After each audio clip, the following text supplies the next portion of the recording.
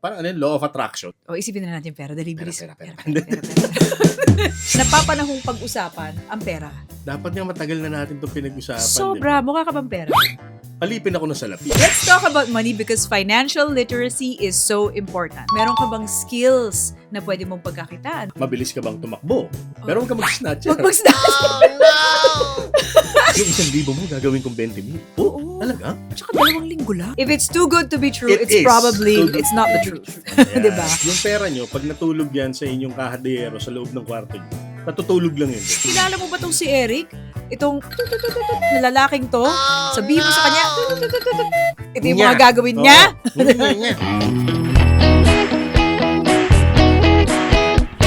Ito po ang usapang magaan pero may laman. We'll be giving you our takes on issues and topics na napapanahong mapag-usapan. Pero ito naman ay, Ang akin Yun lang. lang. Hello, how are you? I'm good. I'm Ako- broke. Wag! Ako nga pala. He's broke, I'm Rosel.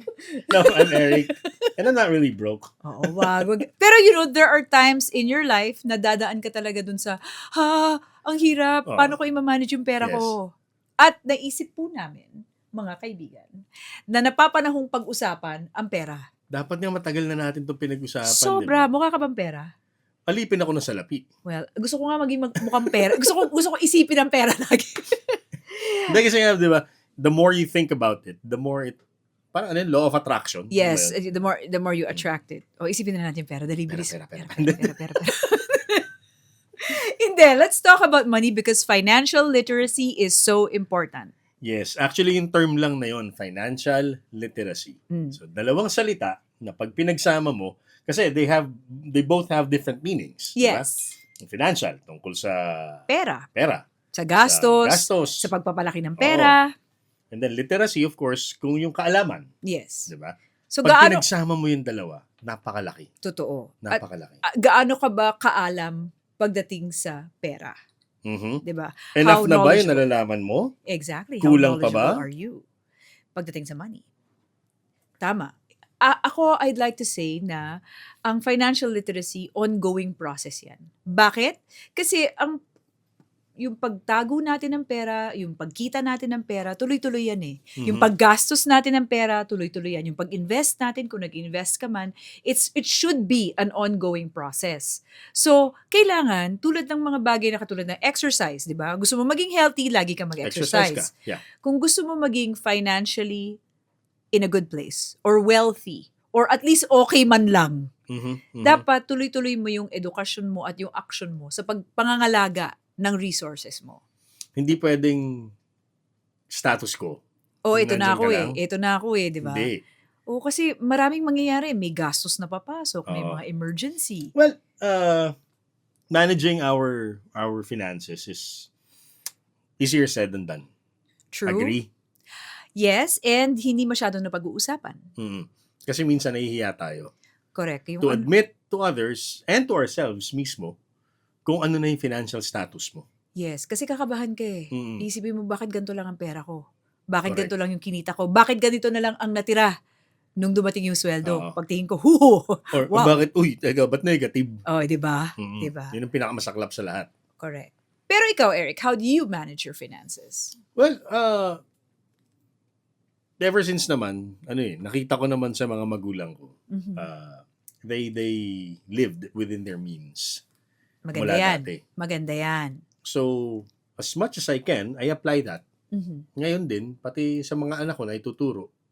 And of course, with my wife, we try to live within that area wherein komportable ka, Yes. hindi mo naman dinedeprive yung sarili mo, Yes. pero you do not splurge. You do not ever spend on something that you know, ilang taon mong babayaran. Hindi kasama sa budget. Yes. Mm. Oo. Pero minsan kasi, darating yung panahon na may mga variables yan na hindi mo aasahan na biglang, ang ine-expect mo, X amount lang siya. Mhm. Dumating, bakit ganito? Kailangan Diba? masyadong malaki yung babayaran. Oo. Mm. So, kailangan mo ng suporta. Mm. It's either get that from your savings Mhm. or lalapit ka ngayon sa mga financial institutions. Alam mo, puntahan yan natin mamaya ha. Oo. Kung anong klaseng financial institution ang dapat Yes. mong lapitan. Nako!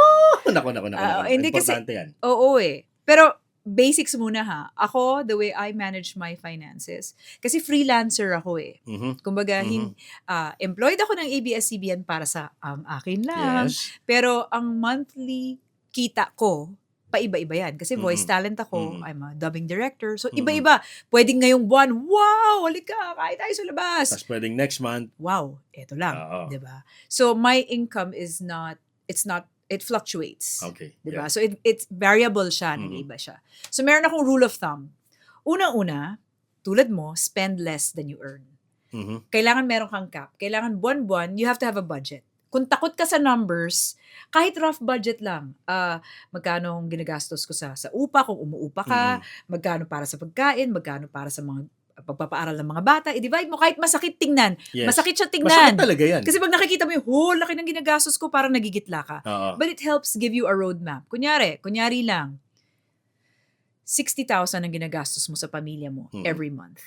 For some families, that might be so big. For some families, that might be so small. Correct. Diba? Depende yan eh. Depende yan sa pamilya. Oo. Kunyari, kung 100,000 ang gastos nyo buwan-buwan, Oo. 150,000. Meron namang iba, 40,000 lang. Dapat alamin mo, magkano ba yung ginagastos namin na kailangan namin gastusin Mhm. buwan-buwan. Yung pamalengke namin, yung kuryente, yung tubig, pagpapaaral, Oo, lahat. gas, lahat. So, lista mo yan. That's one part of the pie. Those are your bills. Mhm. But before that, kailangan meron kang natatabi to pay yourself. Yan Mhm. yung ipon mo. Yan yung pantago mo for emergency funds. Mhm. Yan yung tipong kunyari biglang, Ba, may project. may project. Magkano? Oh. 6.5. Ano project yan? meron kang dudukuting pera. 'Di ba? At maski naman ang ordinaryong mamamayan, dapat ganito mag-budget. Ilista nyo muna lahat. Tip. Bigyan namin yung tip. Oh. Sige. Yung iba kasi magaling maglista sa sulat. Oo, diba? yes. Pero at this day and age na lahat may gamit ng smartphone. Make an app. Lahat- or use an app. Lahat may access sa computeran. Yes. Kahit yung PisoNet dyan sa kanto. Correct. Mag-aral kayo mag-Excel. Oh, an Or Excel sheets. file. Yes. Sheets, Excel. Yun. Aralin nyo. Napakalaking tulong sa True. mga ganitong klaseng problema natin. That's right. So now that you have, let's say, your budget, tingnan mo naman what is coming into me in terms of income. Match ba siya sa budget ko? Yes. Kung kunyari, ang ginagastos ko as a person at sa pamilya ko is 30,000, 40,000, ang sweldo ko ay 20 lang, Mali. teka, medyo may mali dyan. Mali. Diba? Kailangan, isipin mo, ito pa rin ba ang trabaho para sa akin? O kailangan bang maghanap ako ng ibang pagkakakitaan? Para madagdagan yung kinikita mo. Diba? So, para Kasi- madagdagan. Oo, kasi yung sinasabi mong gastusin na baka yan talagang fixed na para sa inyo eh. Oo. Hindi ka pwedeng magbawas yan, yung tuition, yung baon, yung kuryente nga, utilities and all. Kasi baka yung sinasabi ng iba, di magbawas, magtipid ka, magsikip ka na sinturon. Paano kung sobrang higpit na ng sinturon mo? Wala nang isisikip. Oo. That's right. So Alam mo, dito ka sa kanan ngayon, dito sa influx, sa income, kailangan magdagdag. doon magdagdag. Ngayon, Oo. dyan maganda pumasok yung ano ba yung mga ideas para kumita, di ba? Mm. Meron ka bang skills na pwede mong pagkakitaan? Magaling ka Mhm. bang sumulat? Katulad ko ba, isa ka bang voice actor? Pwede mo Yan. bang pagkakitaan boses mo? Mabilis ka bang tumakbo? Pero huwag ka mag-snatcher. Huwag mag-snatch. Hindi yun. Erase. Magaling ka bang mag-snatch. Okay. Wag yun. Wag yun. Ah. Okay. And then, so let's see, does your income match your expenses? Sana it exceeds your expenses. Sana. Yung dapat, may matitira doon sa income mo na nasusubi mo siya para sa savings mo and para sa emergency fund mo. Mhm. Kung Mhm. kaya mo pa ng isa pa, sana para sa investment mo. Okay. At ang investment, hindi yan yung mga tipong multitel ha, o pyramiding ha. Grabe. Hindi. Doon Ang tayo, classic ng multitel. multitel luma eh. Hindi Oo. kasi may kakilala ko, very, very close to my heart. Nabiktima ng multitel. Oo, Okay. oo. Okay. Hindi ko na sasabihin kung sino, pero Yeah. talagang, because kapamilya namin to, Mhm. worked all his life abroad, life Daming savings, ganyang story. pinasok sa ganyan, all those years abroad, gone. Gone. Dahil sa pyramiding. Yeah. So, pag mag-i-invest tayo, punta tayo sa reputable institutions. Ano yun? Yes. Mga bangko, Mhm. mga financial institutions katulad ng, for example, if you want to go into stocks, you look at legitimate Legitimate stockbrokers, brokers, di yes. ba? Di ba? Marami yan, marami kang pagpipilian. And most of them naman ngayon, mapagkakatiwalaan. Pero you ask for people na may experience na. Yes. Huwag And kayo do your mahiyang homework. magtanong. Correct. Oo. Wag yung, uy, kumare, pwede kang kumita dito. Nadala ka naman. Oo, kikita ka talaga? dito. Oo, pag ano yung... Yung 1,000 mo, gagawin kong 20,000. Oo. Talaga? At saka 2 linggo lang. Oo, Diba? yung mga ganon, If it's too good to be true, it it's is probably too good to be too true. big true. Oo. It's not the truth. Ayan. 'Di ba? So, ganoon ako mag-budget. Kumbaga, kahit naman ordinaryong Pilipino or Mhm. ordinaryong tao na hindi ko sabihin na natin hindi kalakihan sweldo mo, kailangan alam mo kung saan ka pwedeng magdagdag, saan ka pwedeng dadagdagan mo ba sweldo mo, hahanap ka ng ibang paraan kumita, or pwede ka bang magbawas sa expenses mo. Yeah. And then, turuan mo rin yung sarili mo, paano mo palalaguin yung pera mo. You invest. Investments. Oh, ito yung word na investment, medyo may allergic reaction para sa ibang mga Pilipino eh. Totoo. 'Di ba? Aminin natin, hindi talaga tayo yung lahi na ma-invest. At hindi din tayo natuturuan ng tama kung saan mag-invest. Yes. So isa pa yan, kailangan mo rin magtanong Okay. sa mga learned people. True. Ngayon, maaari kami para lang hindi nyo kami if they don't sue us, para hindi nyo kami Mademanda. Oh, yun. Para Ayan, hindi yan, nyo yan. kami Oo. mademanda. Sorry, inisip ko yun. Okay, kasi hindi naman kami financial advisors. Hindi kami mga financial guru. Oo, hindi rin kami accountants. May mga utang din kami. Pero, you have to do your due diligence. Yes. Unang-una sa lahat, pwede ka pumunta sa website, let's say, ng SEC. Kung merong Mhm. may lumapit sa'yo at sabi, uy, itong investment na to, ganito, you can check, is this legitimate? Securities and Exchange Commission. Yan, tingin ka dyan. Or, it's as simple as going to your bank. Tanungin mo Mm. yung bangko mo, ano po ba yung mga instrument dyan? Ano po ba yung mga pwede niyong i-alok sa akin? Hindi loan ha, hindi muna loan. Oh. Ano mo yung mga Gusto pwede... mo pong magpalago ng pera. Yes. Ayan. So sasabihin nila, ay ito po, meron po kaming ganitong Para bond po, fund, pagka lumago trust na po fund. ng konti yung pera ko, meron na po akong panggastos pampalago ng buhok. Ayan, diba? Yan na naman, pantito na naman.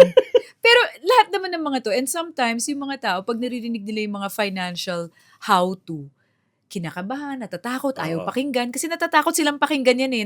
It sounds scary, Mhm. but it's necessary. And it doesn't have to be complicated. Yes. Diba? Tandaan nyo yung pera nyo, pag natulog yan sa inyong kahadero sa loob ng kwarto nyo, natutulog lang yun dun.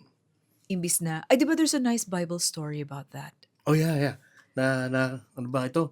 So, kunento ni Jesus Yung- yan. oo. About the talents. Oh, Yung yes, tatlo yes. daw, binigyan Yung sila ng tatlo. talent. Yung isa, nilagay niya sa lupa. Sa lupa. Tapos yung Oo. isa, tinago lang niya. Tapos yung Tapos isa, pinalago niya. pinalago niya. Tama Oo. ba? Yes. Lord, sorry, tama It's the ba? parable of the talents. Of the talents, right. Oo. And that's exactly, it refers to the talents that you have in terms of money, because a talent was Parang coin. coin. Mm. That was a talent. But it's also your inner talents. Yes. Kung Tingnan- ano yung binigay sa yung biyaya. Yes. Tignan mo kung ano ba yung mga binigay sa akin ng Diyos na pwede kong pagkakitaan. Mhm. What are my natural talents that can lead to furthering my income, Yes. developing myself, Mhm. and learning. Correct. Diba?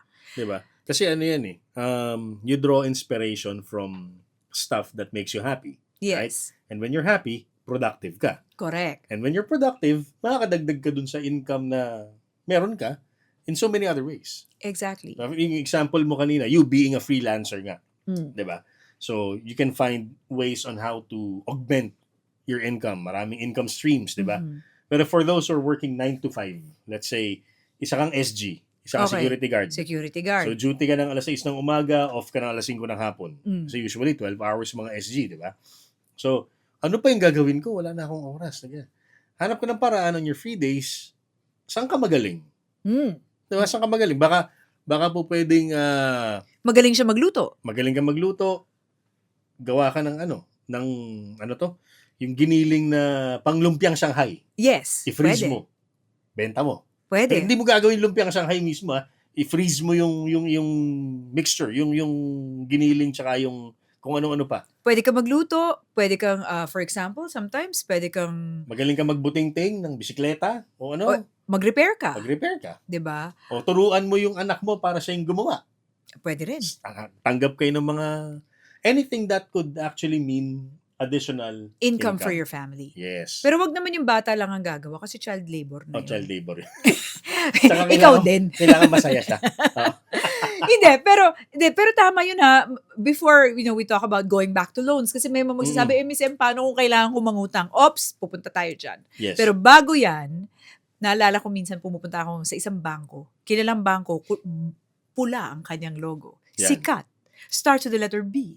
Okay. Anyway, Ayan. yung isang guard na nakita ko doon, na lagi ko siya nakikita, pag palabas ako, good afternoon po, ma'am. Oh, good afternoon. Tapos meron siya doon sa gilid. Hindi niya ako inaalok ha. Cornic, may mani, may parang sweet beans, pero wala siyang inaalok. Nandun lang sa Nandun tabi lang. niya. Sabi ko, kuya, ano yan? Ay, sabi niya, ay, naku, kasi pagka break po namin, bumibili sa akin dito yung mga kasama ko. Sabi ko, ay, kuya, pwede ba akong bumili sa'yo? Oh. Sabi niya, ay, sige po. Kasi, of course, siguro gusto niyang umayon dun sa policies ng kanyang office. Na Kaya hindi niya- bawal magtinda. Bawal magtinda. Hindi naman niya binibenta sa'yo. Nandun lang. Nandun lang eh. So Oh. sabi ko, ay, sige kuya, bibili ako. So if you have like an extra talent and you are allowed to use that talent, that skill, to earn more, magandang bagay yan. Ngayon, kung talagang sagad, sabihin na natin, you try to earn more, you're looking for a job that will pay you better, pero kinailangan mong mangutang. Now, this is not to demonize mga tao na nangungutang. Ako Yes. man, sabi nga namin ni Eric, May kami mga man, utang kami. may mga utang Oo. kami. I would like to caution you from borrowing from, how do I put this? Gusto ko kasi yung medyo, Doon na lang ulit. Too good to be true. Yun na oo, lang. sa mga Sige. too good to be true. Kasi ayaw naman natin silang insultuhin. Kahit Oo. insulto sila. Oo, kasi ang mangyayari niyan, kung too good to be true, mamaya, ikaw naman yung iniinsulto nila. Alam mo, ang daming mga ganyang lenders na nananakot ha. Yung mga loan shark. Mhm. Yung mga text na nakakatakot na. O Yes, kaya yung yes. tatawagan ka, yung Mm. kilala mo ba tong si Eric? Itong tututututut na lalaking to, sabihin mo sa kanya, tututututut, ito yung mga Nya. gagawin niya. Nya. Di ba? Pagka ganun, sinasagot ko na, pangit. Che. Ano ba nagchicheng eh? Che. Hindi, pero go to a reputable institution. Kung mangungutang ka lang, merong mga instrumento na pwede mong gamitin galing sa ating gobyerno. Yes. For example, you are a regular employee. Mhm. Meron kang automatikong kaltas sa sahod mo ng pag-ibig, Ng ng SSS. SSS. Well, yung PhilHealth is another, sa healthcare natin yan. Yes. Pero yung dalawang primarily, yung SSS at pag-ibig, Mhm. pwede kang mag-loan. Yes. Alam ng marami yan. Para dun sa mga hindi nakakaalam, let's maximize. Yes, let's maximize yung pwede natin makuhang benefits Yes. in terms of loaning. Bakit sa kanila? Kasi una, yung interest rate nila mas mababa. Yes. Hindi ganun kataas Mhm. compared sa mga banks. And of course, reputable institution. Hindi yan basta-basta magfo-fold up. Yes, Kasi yan run by the government. of course. Mhm. Pero, kung nangutang ka, bayaran mo. Kasi iba dyan, akala nila, ay may SS naman ako, tapos hindi na binayaran yung SS. Oo. Hindi naman yun ang ibig sabihin nun. Merong mga salary deduction na loan at meron din naman kailangan ikaw mismo yung maghuhulog. Maghuhulog. So pag hiniram mo yun, naturalmente, kailangan mong hulugan pabalik. Pabalik, di ba? Hindi rin rason yung pera ko naman yan eh. Hindi, kasi magiging mag-off topic na tayo dito. Pero mas malawak po kasi yung sakop ng inyong contribution doon sa SS at pag-ibig. Hindi lang basta, naghuhulog ako dyan, pera ko yan, kailan ko gustong kukunin ko. Hindi po ganun yung sistema. Yes. Kumbaga may mas malaki siyang sinaservice. Yes. Yeah. Oo. But, then again, use what is available to you. Mhm. Kung eligible ka for a GSIS loan, kung government employee ka, Yan, oo. kung nagtatrabaho ka, SSS, then go for it. Ngayon, ito, meron din akong gustong i-share. Mahirap din ang usapin tungkol sa pera kasi pangangailangan to. Mhm. At madalas, nagkakaroon tayo ng mga pagkakamali pagdating sa pera. Yes. We always make mistakes with our money. Mhm. Sometimes, di ba, napagastos ka. Present. O, di ba? Napagastos ka na nitong buwan na to, medyo tight ka, medyo Mm-mm. short ka, tapos inisip mo, gosh, masyado na ba akong late? Ilang taon na ba ako? O kaya, bata ko pa para isipin yan. O kaya katulad natin, yung nasa edad na ganito na, kaya ko pa ba? Yeah. Alam nyo, give yourselves some grace. Kilalanin nyo si Grace. Si Grace. Give yourself some grace. Ibig sabihin, patawarin nyo ang sarili nyo sa mga pagkakamali nyo Mhm. pagdating sa pera. Kasi lahat naman tayo dumadaan sa ganyan. What's important is you bounce back. Yep. Para sa akin lagi. Kasi kung nahihirapan ka mag-decide about where do I put my money, how can I invest, how do I get out of this financial situation, there are reputable institutions that can help you. Yes. You can enroll in a finance class or you Alam mo, can meron akong isang gustong salihan matagal na eh. go. I've been planning to invest kasi it's not for free. You have to invest para matutunan mo yung or para ma-attendan mo yung kanilang mga klase, Yes. seminars, Yes. for them to teach you how. To teach you how. And it's not an overnight thing. You won't get rich overnight. Yes. You have to invest your money, your time, Your time. your effort, Mm. and then you reap the fruits of your hard-earned labor Yes. sa future. Yes. Diba? Gusto mong further i-explore. Ito parang hindi ko pinopromote, basta ang tagal ko nang gustong salihan yung TRC, yung Truly Rich Club. Yung kay Bo Sanchez? Yes, kay Brother Bo. Oo. Alam mo, ako, I'm not part of that, but it was actually, that's very interesting. He had a book that I read when Summer, my daughter, who's now 25, she was 4. Wow. I read that book when she was 4. Tapos sabi ko, ano ba to? And it was talking about investing in mutual funds, in stocks, avoiding debt. Ang liit pa ng anak ko noon. So, nung nagbuntis ako kay Lucas, yung pangalawa ko, sabi ko, try ko kaya, maglagay kaya ako ng konting pera sa stocks. Konti lang. Pero hindi para isugal ko ha. Yes. Para i-cost average ko lang siya. Monthly, kung kaya ko maglagay ng 300 pesos, naglalagay ako. Kung kaya ko na mas malaki. And then I chose this book. This particular book taught me ano ang mga what companies should I invest in. Siyempre, yung mga, kunyari, kumpanya na alam mong solid, alam mong well-run, hindi fly-by-night na kumpanya. Kunyari, Yes. BDO, yung mga bangkong kilala, or Ayala Corporation, or whatever, na alam mong steady. And then I just started investing slowly but surely, trying to avoid debt, hindi madaling iwasan ng credit card na utang, pero trying to by best of my ability, sige, ayokong bilhin tong bagong sapatos, sige, okay lang, wag muna, saka na pag may cash. Yes. And then, you know what? Baby pa si Lucas noon, na-encash ko, hindi ko na sasabihin yung amounts ha, na-encash ko yung maliliit na hinulog ko nung nag-18 yung anak ko. Ang laking pasasalamat ko dun sa Rosel noon. Na, uy, Rosel, buti na lang nag-ipon ka, loka ka. Now, what I'm trying to say is, ang easy money is not easy. Hindi totoo yan. It's fake. Yeah. Pero ang hard-earned money takes time. So, kung gusto mong lumaki ang investments mo, dahan-dahanin mo, kumbaga, just go at it little by little. And then do your due diligence. Ito bang mga sinusundan ko sa social media? Are they the proper people to look at? Ayan, speaking of social media, ito kasi yung sinasabi namin, sabi ko nga, may kailangan ka na, you have to invest your time and effort. But if you don't have that, wala kang time, busy kang tao, wala ka ring resources masyado, wala kang pang-invest, there are reputable people that you can follow on social media na pwedeng makatulong sa inyo just by watching and reading their content. Yes. Yan, andyan sila Jax Reyes, Fintech. Diba? Alam mo ako, in particular, I follow, hindi sila local. It's a group called Catching Up to FI. FI meaning financial independence. Sa States kasi meron tinatawag na financial independence, retire early. Wala naman akong balak mag-retire early. Gusto ko yung FIRE. Ang goal kasi is, pagdating mo raw ng 40-30, retired ka na kasi maaga ka nag-invest. Correct. Pero yung iba naman, sabi Kaya nila, pala sumikat yung ni Donald Trump. You're fired. You're fired. Yung pala fired, yung pala. Hindi, that's financial independence, retire early. Pero ngayon, ang tinitingnan ko lang doon yung financial independence. Itong grupong sinusundan ko, Catching Up to FI, mga kasing edad natin. People in their 40s, people in their late 50s, or people in their 50s, na hindi nakapag-ipon. Or in their 30s, na parang nakita nila yung ibang tao, nag-ipon na sila, hindi pa. Wala. Medyo parang panic mode nagpa-panic mode. Alam mo, I'm here to say, don't panic.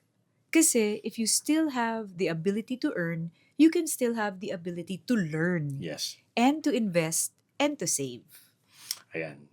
Ang akin lang, ang mga utang, ang mga financial woes, ang mga kahirapan sa buhay, hindi natin yan maaalis eh. Darating at darating yan. Ang kailangan lang, meron tayong enough preparation. At kung wala ka namang enough preparation, meron kang enough na tapang para harapin yung mga challenges na yan head on. And of course, kailangan mo ipagdasal. Mm. 'Di ba? You ask the Lord for guidance, you ask the Lord for additional income streams. Pagdasal mo lagi na, Lord, sana yung mga hindi ko alam na kaya ko palang gawin, iparamdam mo sa akin na kaya kong gawin para magkaroon ako ng dagdag dito sa biyaya na binibigay mo sa akin. And you know what? Isang magandang message na gusto kong iwan sa inyo for this episode. Kahit na alam mong or kahit kinakabahan ka na parang walang-wala ka na said ka, kung anong meron ka na hawak mo ngayon, bigay mo sa iba. Bigay mo sa simbahan, bigay mo sa charity. Kasi we cannot outgive the Lord. Kung ano Mm. yung bibigay natin para sa kabutihan, para sa kapaki-pakinabangan ng ibang tao, ibabalik niya yan sa'yo tenfold. So, wag kang maging maramot, wag kang maging warrior.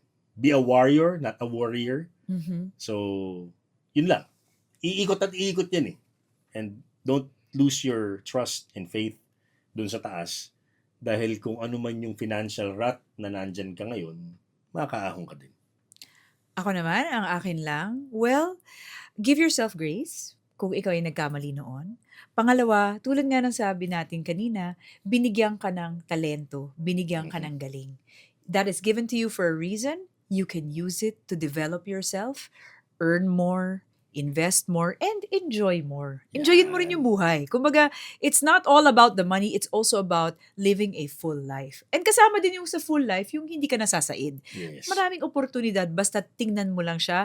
And if magkamali ka, lahat tayo nagkakamali, you can always bounce back. Mhm. Yun naman ang akin.